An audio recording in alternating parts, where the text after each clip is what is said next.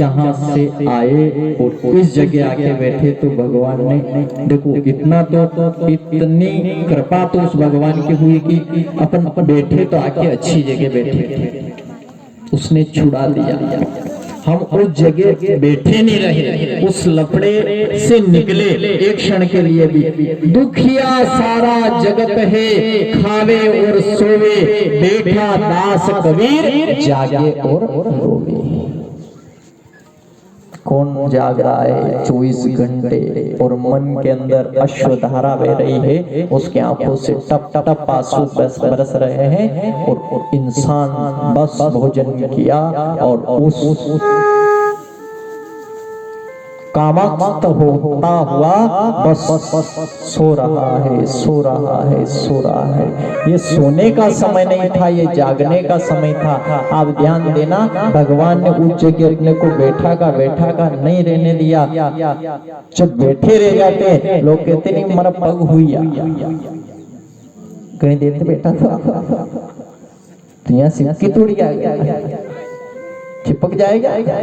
चिपकाने की तो कोई चीज ऐसी आती है। हम चिपके हुए थे घर से, परिवार से और अपने काम धंधे से, सबसे, पर आज भगवान ने उस स्थान से निकाल दिया और यहाँ भेज दिया बालाजी के श्री चरणों में, वेद भगवान के श्री चरणों में।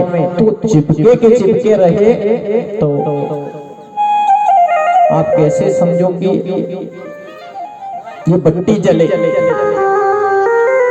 और प्रसाद बने। क्या बनाना याद है ना सबको? प्रसाद कल आई थी, प्रसाद तो सब खाते ही और प्रसाद रोज बनती भी, भले प्रसाद देखो, सब्जी देखो, कुछ भी देखो। तो प्रसाद के लिए कि बार भोग लगाना, भगवान के प्रसाद बनाए तो क्या करना पड़ेगा सब जानते हो। कैसे बनेगी प्रसाद सब जानते हो। चूल्हा चले, जो भी अपने घर पे साधन है, गैस है, जो भी है वो चलाया, वो रखी कढ़ाई और फिर कुछ गरम, फिर घी डाला, जो भी फिर आटा क्या सेकते हैं नहीं, जितने भी बने अपना मालूम नहीं है पूरी, अपना बने नहीं है ऐसा, पर वो डाल देते हैं, फिर थोड़ा पानी डालते हैं, फिर शक्कर डालते हैं, ठीक है। तो आप विचार करना जरा, कढ़ाई रखी, गैस बड़ा है, गैस के ऊपर कढ़ाई है, कढ़ाई में घी है, घी में आटा है, आटा में शक्कर है और पानी है। छेटी जी ने बीजा ऊपर प्रसाद बनी जाएगा नहीं? होसो कई चीज को नहीं बनेगा, प्रसाद का नहीं बनेगा। क्यों नहीं बनेगा?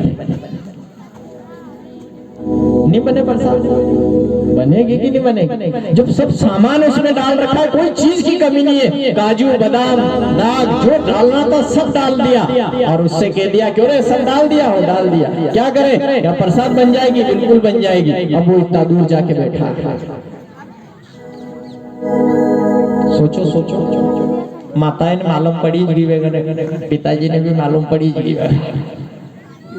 कि इतने तो नहीं होने का, उनके लिए कहीं करना पड़ेगा। हिलाते रहो क्यों? कि सो की जाएगा, कहीं जाएगा, छूटेगा तो जलेगा और जलेगा तो फिर यहाँ नहीं चलेगा। इस जगत से छोटा का छोटा रहा कि बस यहाँ चिपका का चिपका रहा, तो फिर ईश्वर के घर जाने में बड़ी दुविधा हो जाएगी, क्योंकि इतना सब कुछ मटेरियल डाला हुआ है अपने अंदर भी इस वेद पुरुष भगवान ने। पर इससे कहा कि तू हिलता रे नहीं तो चिपक जाएगा। इसलिए वो काम तो है, पर कभी कभी हिलते हुए ऐसा भी बन जाना जो भगवान के यहाँ भोग लग जाए।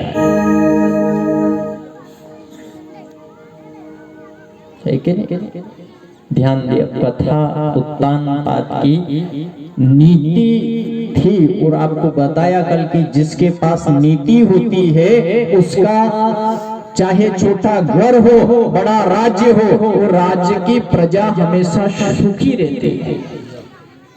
जिस घर में नीति होती है वो घर सुखमय रहता है, और जिस घर की नीति बिगड़ जाती है, नीति बिगड़ने का आशय क्या? वही आशय रुचि वाला। उत्तान राजा के नीति थी, सुनीति, तब तक बड़ा आनंद ही आनंद था, प्रजा भी सुखी थी। लेकिन राजा ने जिस दिन से रुचि को अपना लिया कि इस रुचि को एक पत्नी के रूप में और घर पे ले आया, उस दिन से सारा खेल बिगड़ गया।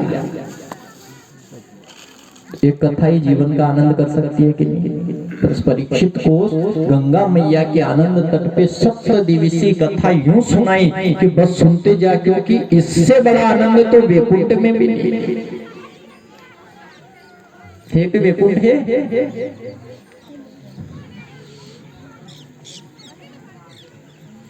कथा में के हम हमारी कहते, हम तो कोई ब्राह्मण देवता की बात नहीं करें, हम तो हमारी कह रहे कथा हमको साहब आप ऐसा कर्म करो आपने स्वर्ग मिलेगा, और अच्छा कर्म करोगे तो वैकुंठ में चल जाओ। किसने लिख दिया वैकुंठ वास, और उस पत्रिका में भी लिख दिया कि स्वर्गवास हो गया। को यहाँ शाखा में कड़े ड्राइवर लग दिया गाड़ी जिंदगी में, अभी उनको स्वर्गवास होगा, नरकवास होगा, नरकवास स्वर्ग में नहीं जैसे